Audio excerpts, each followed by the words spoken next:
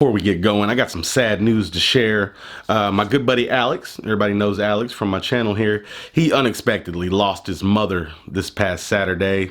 Sucks. She was a really cool lady, and it was pretty unexpected. So he started a GoFundMe. They got to raise like 4,000 bucks to cover the funeral cost.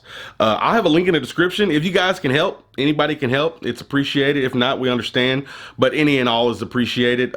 Yeah, link in the description. It sucks. Really shitty situation.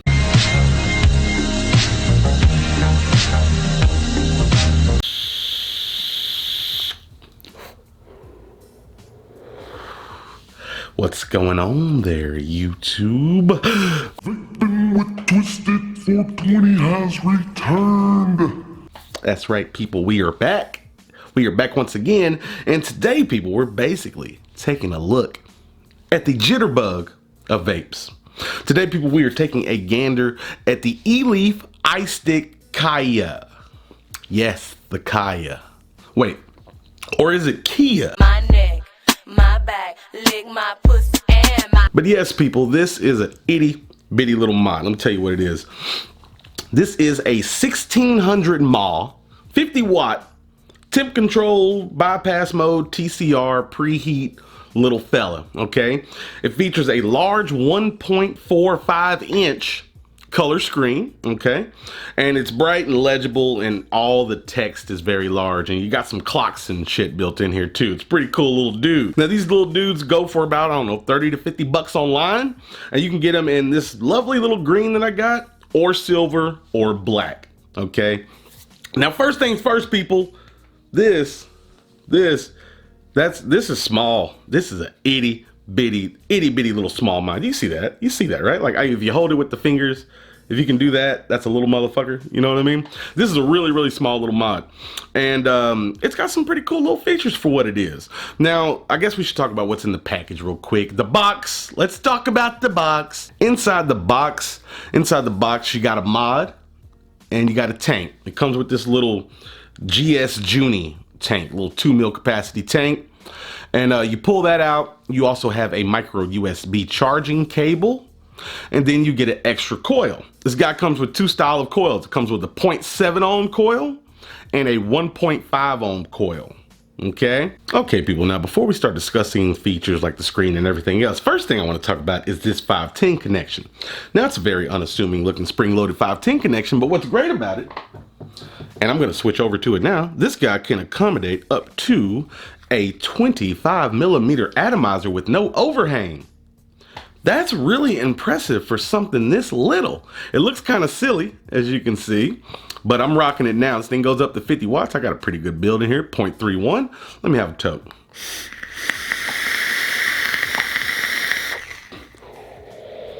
Now we're talking. Now don't get me wrong, this little guy that comes with it's not bad for new people, beginners, and so forth. But for me, I'm gonna throw a little Zeus on here. Tom, get out of my shit. Tom's in the vape closet, rifling through all my things. Hold on one second. Oh my God. Now the dogs are barking. Get out of here, Tom. You see all the trouble you caused? Go on, get. For fuck's sake. Okay, all right, well, anyway, where was I? Yeah, so I'm rocking the Zeus on here now. Now let's go over some things here and there, people. We got this big firing bar on the side, and I like it. It's cool for this little guy. You just grab it and squeeze it, and you're vaping, right? On the back, you got this interesting pattern. It reminds me of something. I just can't quite put my finger on it, but it's grippy. That's a good thing. It's grippy. On the bottom, you have venting and your micro USB charging cable port. I don't really like ports on the bottom because you got to lay the mod on the side. The buttons on the front are very clicky. Very clicky buttons on the front. And now let's talk about one of the stars of this show, this big ass screen. For a body this small, the screen to body ratio is quite nice on here, like an 81% or so. I don't know, I just made that up.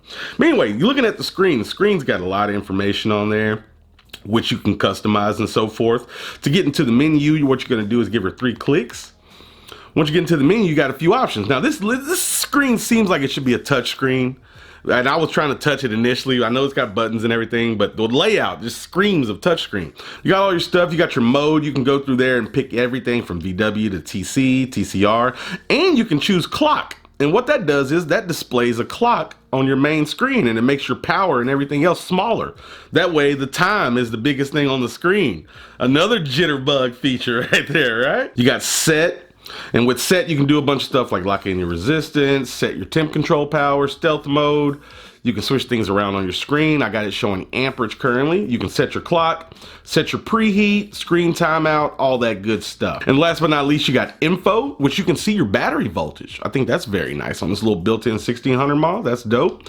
And then you got the version, which tells you your firmware and everything, because the firmware is upgradable on this little guy. And then that's it. You just exit out everything. So the menu is pretty simple, pretty intuitive. Everything's pretty easy to get to. You know what I mean? I like how it's set up. I think it'd be pretty easy for a newcomer to get in there and dig around. It's not too complicated, you know what I mean?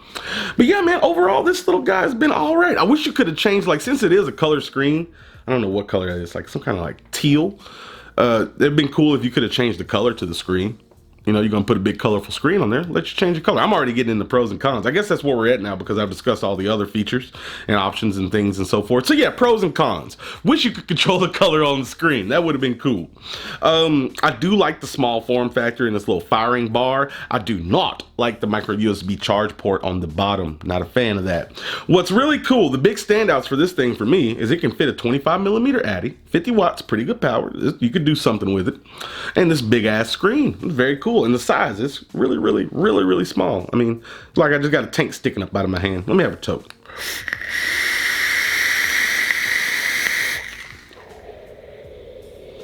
Doing fantastic on 50 watts. So yeah, man, overall, this little jitterbug of vapes, it's not too shabby. It's not too shabby. It's got a couple of downfalls, but the pros outweigh the cons with this little guy. They really do. And I think it's a neat little guy. Look at that little fella, little kitty, you little fucker. Anyway, I think that's what I got for you on this one, people. I think I might chunk up a little juice review today. It's just a single flavor. I know I said only singles this week, but damn it, I got videos to do, okay, people? I got videos to do. Anyway, I'll put links in the description if you want to go look around, take a gander. I don't give a shit. But that is my opinion on the iStick Kiya. So really, folks, with that being said, thank you for watching. I truly do appreciate it. Remember, doesn't matter what the fuck you're vaping on, as long as you're not on them stinkers. And last but not least, you stay sexy, YouTube. Me and the little iStick, we're out.